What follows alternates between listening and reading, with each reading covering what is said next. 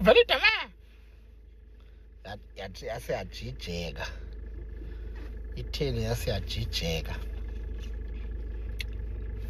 Khuzani Mpungose. Nawe Mthandeni Manqele. Yenzani ama-video more than 5 ye-videos. Nizifake ku-Facebook, ku-TikTok, ku-social media manditsho. Nixelele abantu ukuba niyaxabana na, nizintshaba na. Nixelele abalandeli benu. Nizintshaba na noba niyadlala.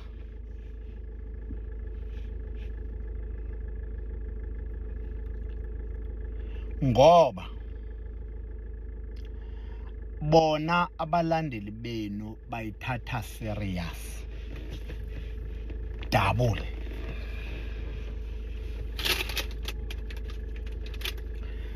Bona abalandeli benu bayithatha serious. Double indaba yenu.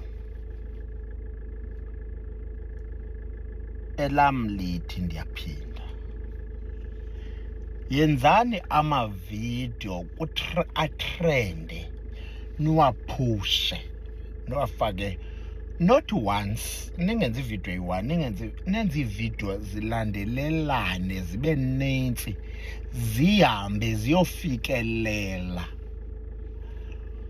ziyosusa umoya okubalandeli benu, ziyoxelela abalandeli benu ukuba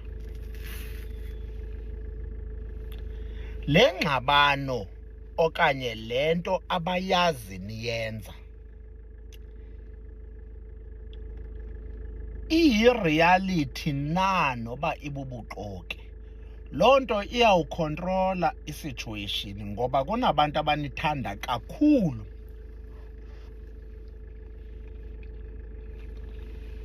Abo bantu bayithathe serious kakhulu into yenu, bade banithanda, bade bakholelwa ekuthenini uba umlandeli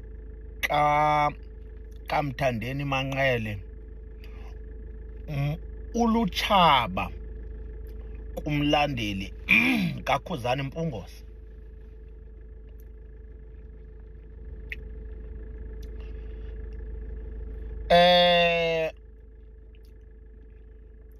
Kwade kwabonakala sekungathi, nive kahle, kwabonakala sekungathi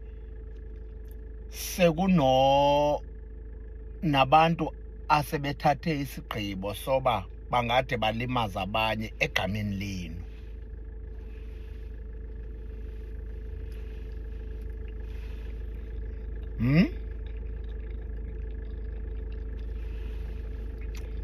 Ndiyugudula. Nabafana ndiyanixelela, le nto uba niyenza izawuphumela kuni esiqwini kuni, uba niyenzi le nto enditsho. Uba le nto aniyenzi izawuhamba ihambe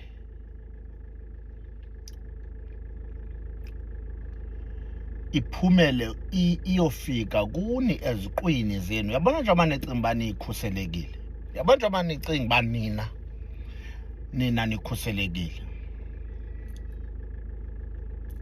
abantu abanokulimazana ngabalandeli. Ngenye imini kwawulinyazwa umlandeli wenye ifemeli apho elingafakwa elibuya nodaka. Lo family iyazi into yoba umlandeli ulinyazwe egameni lakho Khuzani ulinyazwe egameni lakho Mthandeni. Lonto yawenza intoba lo family iqonde ngqo ingavuli case kodwa iqonde ngqo ikwenze enye into eyakho ifamily nayo yawusala isaqoqa ngalonto.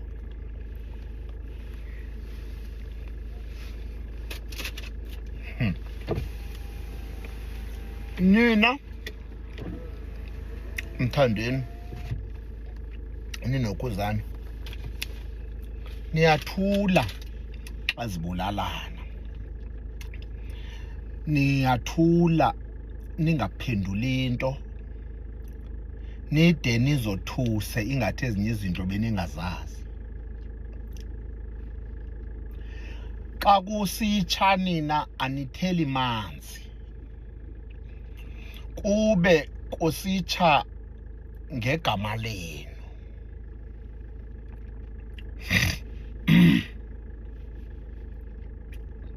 Why ndinifaka kulento? Yingoba lento ukuze kube kanti kunento ekude kuthiwe kukhona umuntu okuthuswelekile, kuye kuqale athethe uye abe ngumlandeli omkhulu owaziwayo ngobulandeli, abe ngumlandeli omkhulu inilinka apho lento. Uba ngumlandeli omkhulu owaziwayo, uba ungumlandeli kabani atrende ngokungathethi kahle ngomnye wenu, uthi uyeva kuthiwa akasekho.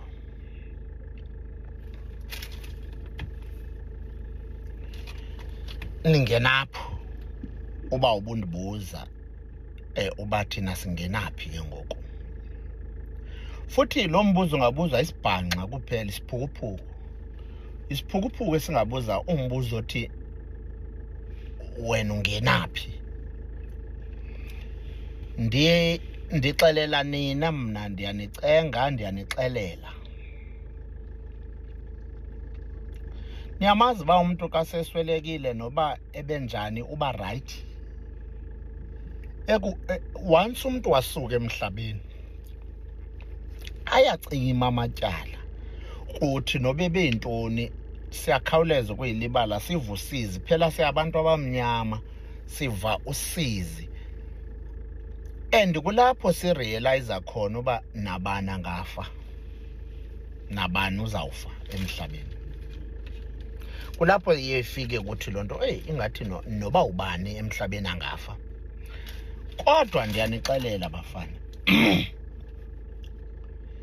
yani sanuyi-escape lento kuba nifuna ukwenza ingathi aningeni indawo, ukwenza ingathi aniyibonanga, aniyazi kwenzeka nelizweni, nizulisele niyi-escape. Asithi thathani uxanduva, kodwa sithi yani ebantwini nifike nithi athi uMthandeni balandeli bam, athethe nabakhe. noKhuzani afika athi balandeli bam, angayiphathi into ethi Mthandeni, noMthandeni angayiphathi into ethi Khuzani. Afika athi balandeli bam, insizwa ziyangcweka, ziyadlala kuMasikhandi. uMasikhandi ngumculo, akuyomfazwe, ayomlo, umculo. So sanuyithatha ngolu hlobo eniyithathe ngalo lento. Makulawuleke, makube nje, kube nilungise isimo ukwenzela uba abalandeli bachomelane ngani, bangafikeleli kwezigalo, bachomelane ngani. Nemitalabho ngabula mazulu esitsho ingafikeleli kwi-personal life kakhulu, ingangeni kwi-personal life ye-artist kakhulu. Imitalabho zilungiseni ezi zinto Mthandeni nawe Khuzani. Ndiyokudlula.